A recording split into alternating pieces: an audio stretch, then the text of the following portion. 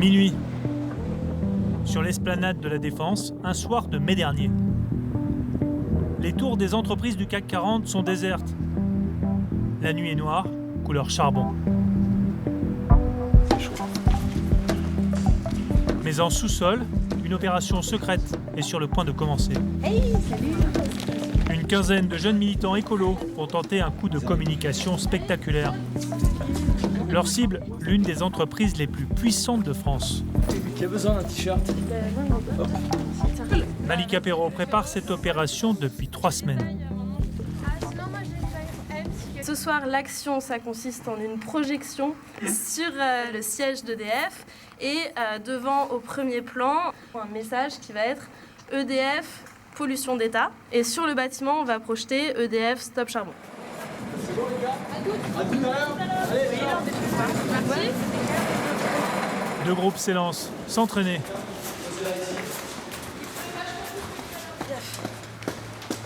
Le commissariat n'est qu'à quelques dizaines de mètres. ça va vous? Bah ouais, si on peut faire quoi que ce soit. Pour l'instant, zéro flic. Ok, prêts les amis? Là-bas, on est synchro. Attention à vos yeux. Et au bout de quelques minutes, le slogan apparaît en haut de la tour de l'entreprise publique. Un cliché impeccable. Il paraîtra dès demain dans la presse pour attirer l'attention sur une activité de EDF peu connue, les centrales à charbon. C'est une énergie qui, quand elle est consommée, brûlée, émet beaucoup de gaz à effet de serre, qui sont responsables du changement climatique. Et EDF investit massivement dans le charbon à l'étranger. C'est d'autant plus important que la conférence des Nations Unies sur le climat qui va se tenir à Paris en décembre 2015 est hébergée par la France. Or, EDF, c'est une entreprise dans laquelle l'État est actionnaire. Et donc la France doit vraiment prendre ses responsabilités. Le charbon, c'est la nouvelle bête noire des défenseurs de l'environnement.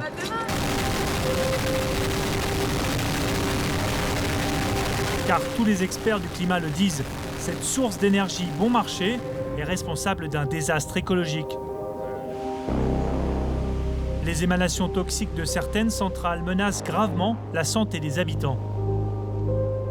Pourtant, des entreprises françaises investissent massivement dans ce combustible sale. Des géants de l'énergie comme EDF et GDF Suez, rebaptisé Engie, mais aussi des banques françaises comme BNP Paribas. Dans le même temps, ces entreprises se façonnent une image écolo à coups de double page dans la presse. Certaines sponsorisent même la conférence sur le climat. والعمل معا untuk menjadikan Paris 2015 борьбе с глобальным климатическим изменением. Comment ces entreprises justifient-elles ce double discours? De la Normandie à l'Inde, en passant par l'Italie et la Pologne, nous avons percé l'écran de fumée qui enveloppe ces investissements polluants.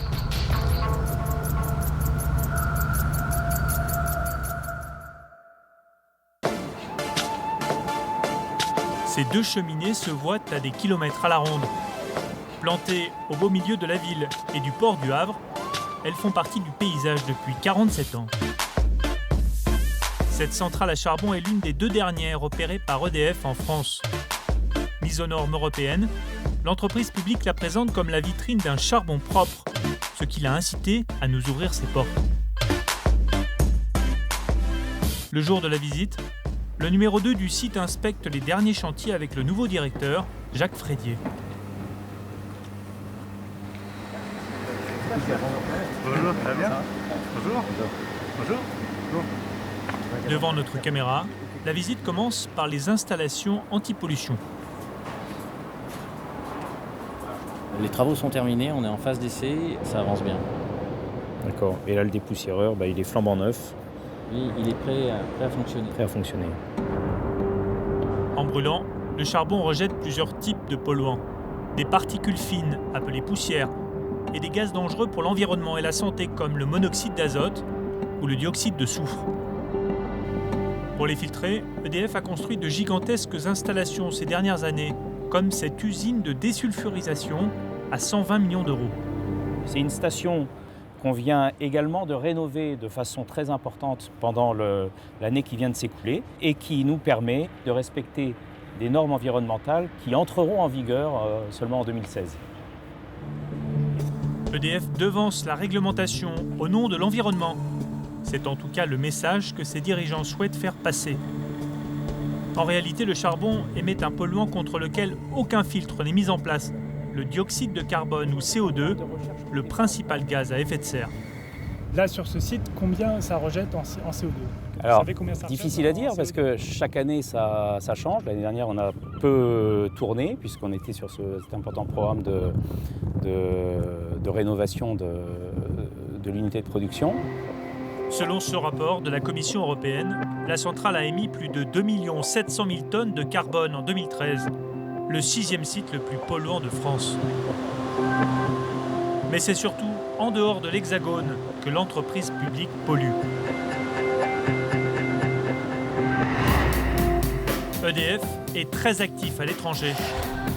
Elle possède 16 centrales à charbon dans le monde.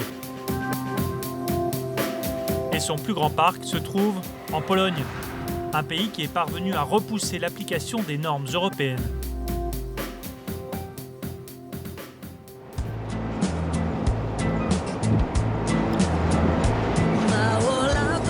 Des mines immenses et centenaires, 100 000 gueules noires. Des installations rouillées et décaties. En Silésie, dans le sud de la Pologne, l'or noir règne toujours en maître. Les centrales à charbon fournissent 90% de l'électricité du pays. Alors, plusieurs mois dans l'année, les villes de la région se couvrent d'une brume toxique. La pollution atmosphérique causerait 5000 morts prématurées par an, selon la seule étude sanitaire précise.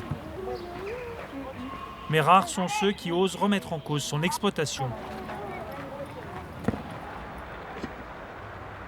Pour Zdzisław Kuczma, un policier à la retraite, ça a commencé par un geste banal, un matin d'hiver.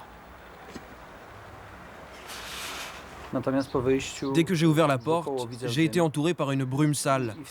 Je faisais rentrer chez moi de la fumée, de la suie et des mauvaises odeurs aussi. Donc j'ai très vite fermé la porte.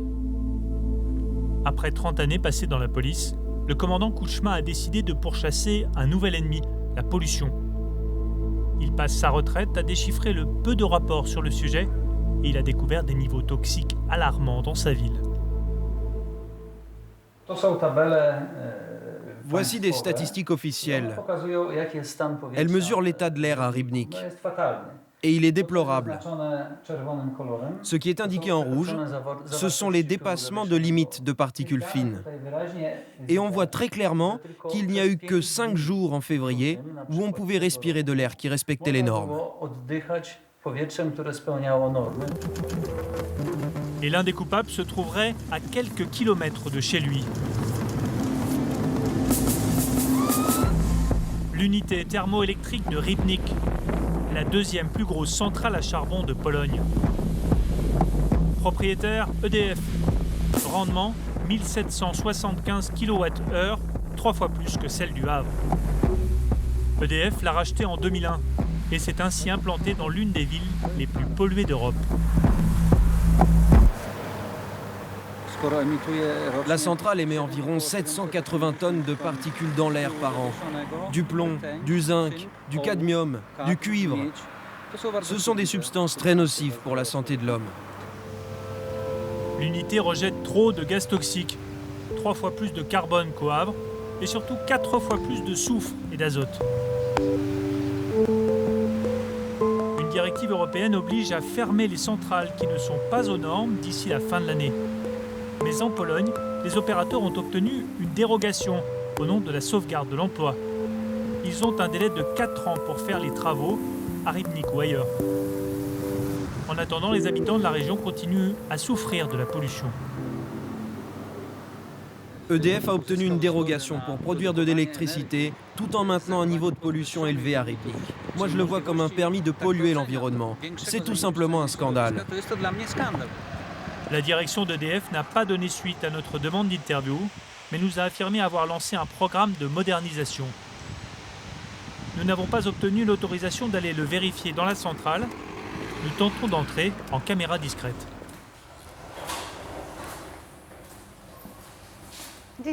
Bonjour. Nous sommes de la télévision française, France 2. Mais peine perdue. Ça n'est même pas possible que vous descendiez ici pour nous parler?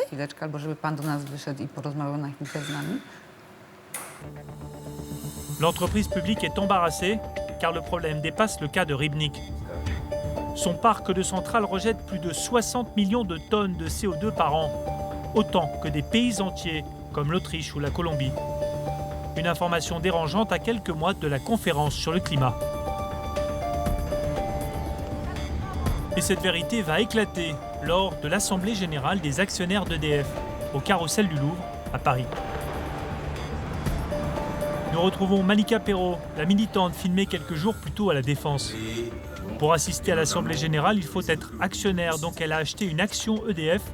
Nous filmons discrètement.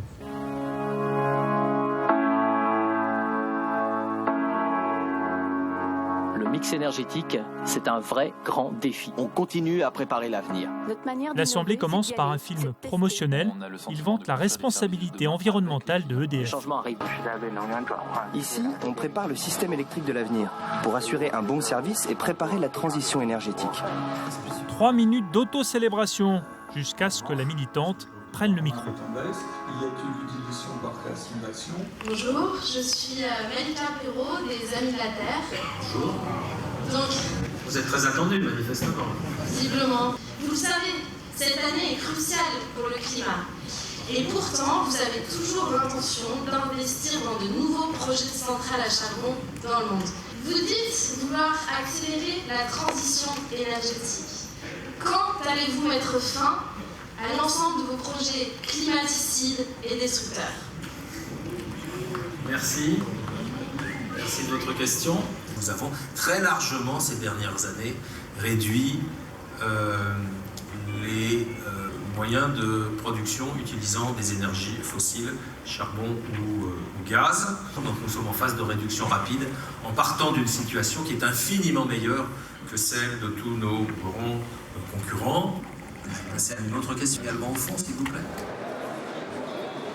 Je ne sais pas vraiment ce qu'il lui faut parce que les chiffres sont accablants. EDF n'a pas compris qu'on était dans une situation d'urgence climatique et que précisément on avait 10 à 15 ans pour agir et qu'il fallait laisser les énergies fossiles dans le sol et en priorité le charbon.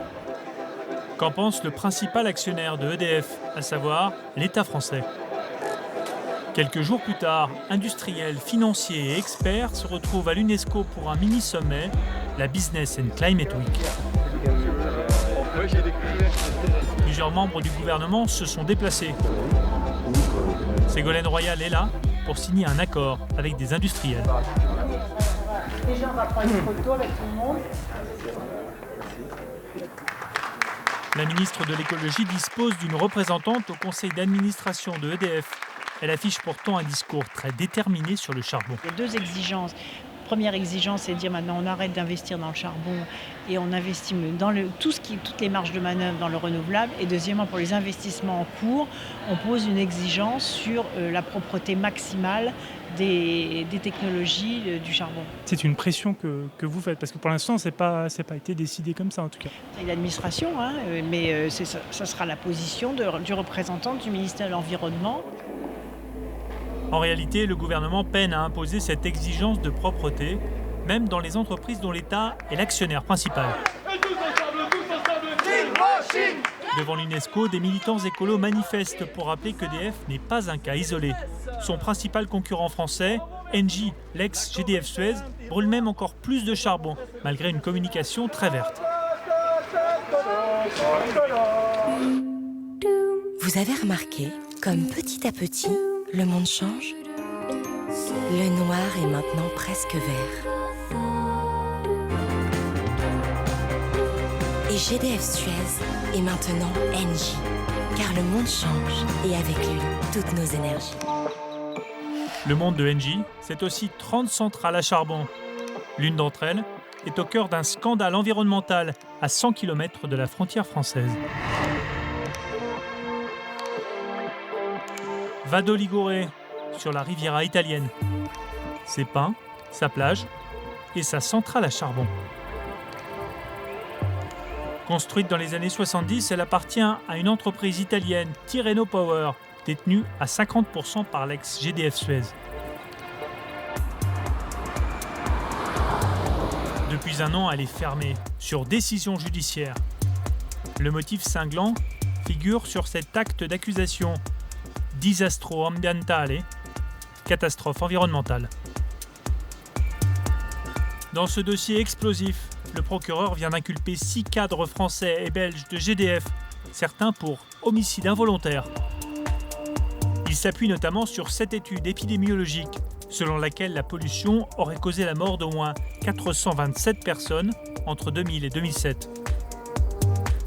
L'entreprise conteste l'étude, mais dans les villages qui entourent la centrale, l'affaire semble entendue. La plupart des décès inexpliqués lui sont imputés. Rina Rosso vit à quelques kilomètres de la centrale. Bonjour. Bonjour mon poussin. Tu fais un bisou à ta grand-mère? Bon, voilà les photos. Elle a perdu son père et 2 de ses frères, morts de cancer. Ça a commencé par papa, le premier. Ensuite un frère de 52 ans, un autre de 64 ans. Sur la photo, on dirait qu'il a 70 ou 80 ans, mais il en a seulement 64. C'était un cancer. Oui, un cancer. Nous, les sœurs, nous sommes toutes sous contrôle médical pour un problème de thyroïde ou d'utérus. Mais on gère la situation. Les femmes, comme d'habitude, portent le drapeau de la famille. Elles sont plus fortes et plus tenaces. Impossible d'établir un lien certain entre la centrale et les cancers. Elle est vraiment belle, cette photo. Mais Rina et sa sœur n'ont aucun doute.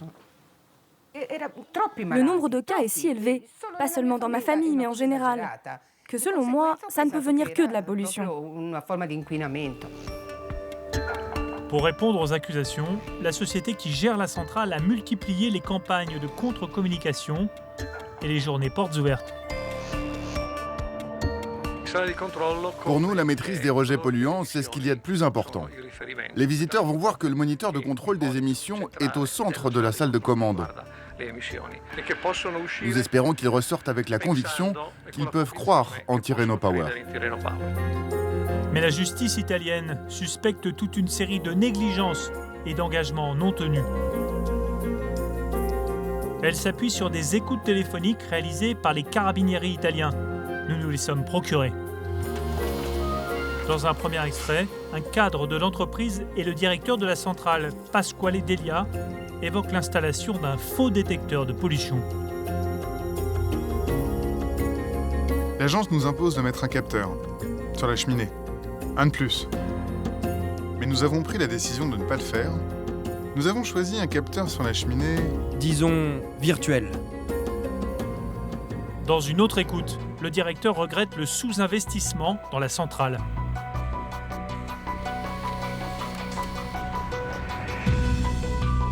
Le directeur général devrait en parler aux actionnaires, parce qu'il y a des interventions minimales à faire. Minimales. Nous parlons d'une dizaine de millions d'euros pour réduire nos émissions.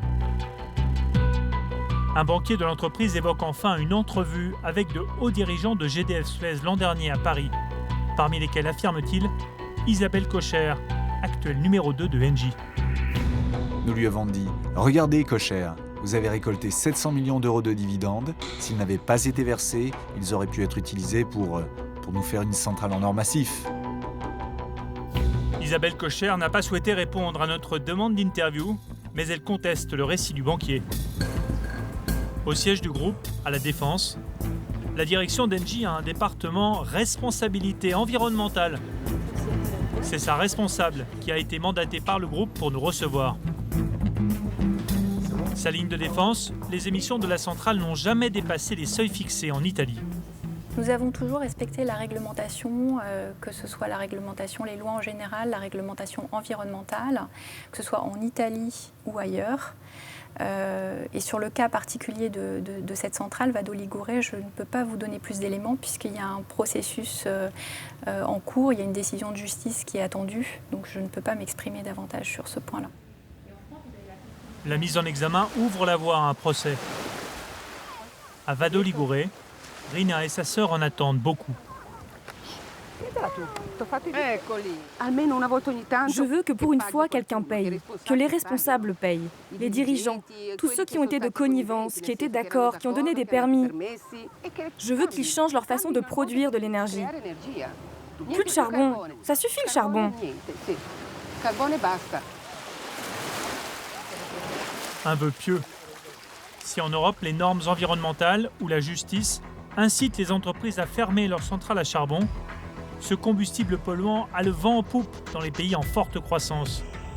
C'est même un investissement attractif pour les plus grandes institutions financières, parmi lesquelles nos banques françaises. BNP Paribas, Crédit Agricole, Société Générale, Crédit Mutuel ou encore la BPCE, la Banque Populaire, toutes ont des placements dans le charbon. Et l'un des pays de prédilection, c'est l'Inde. BNP Paribas a investi 327 millions d'euros en 2008 dans l'ouest du pays, à Mundra, dans une centrale très controversée.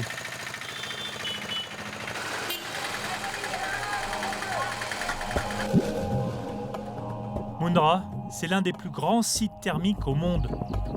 8750 MW produits par 2 centrales à charbon géantes. Et voici la centrale financée par BNP Paribas.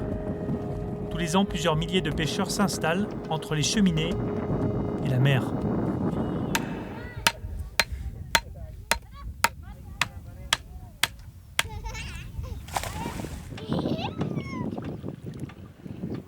La famille d'Ismaël vient d'arriver pour le début de la saison, rassemblée autour de son patriarche.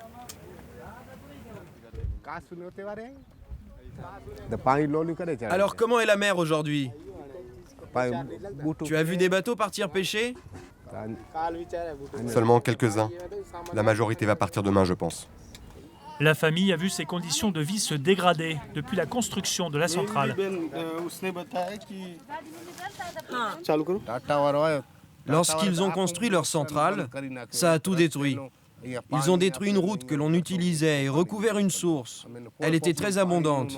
Et maintenant, l'eau est salée et imbuvable. Avant, je pêchais 4000 kilos de poissons en 8 mois. Maintenant, on en pêche 3 fois moins.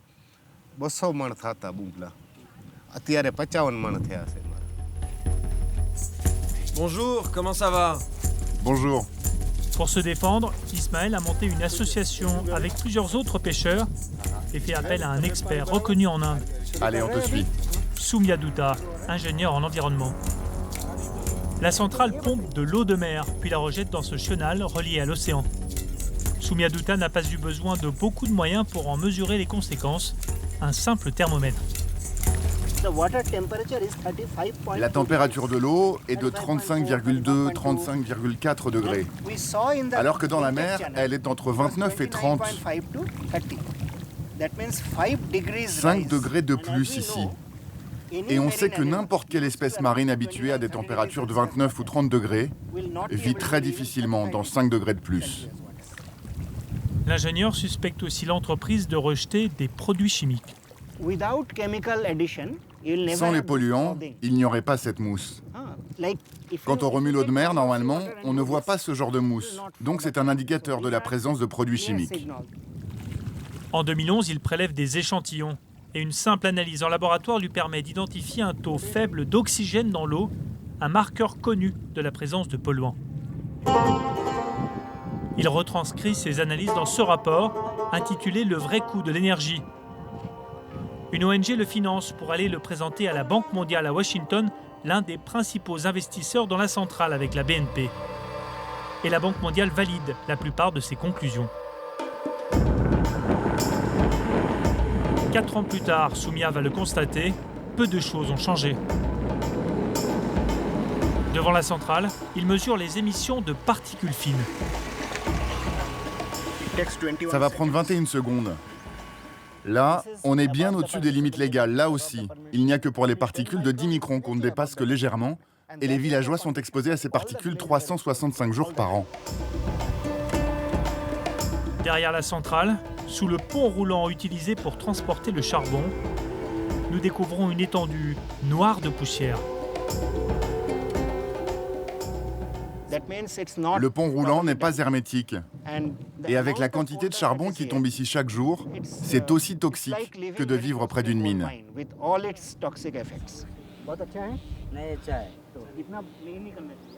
Soumia tombe sur ces deux ouvriers que l'on croirait sortis d'un roman de Zola.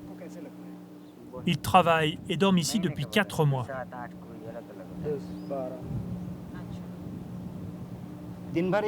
Vous ressentez quoi quand vous vous réveillez? On peine à dormir. La poussière entre dans nos oreilles et dans nos yeux. La poussière de charbon? Oui, c'est ça. Et vous toussez alors? Oui, on tousse tout le temps. On est souvent malade. Quel type de maladie? On ne sait pas vraiment, mais c'est très inconfortable. La poussière pénètre nos corps. Merci, au revoir.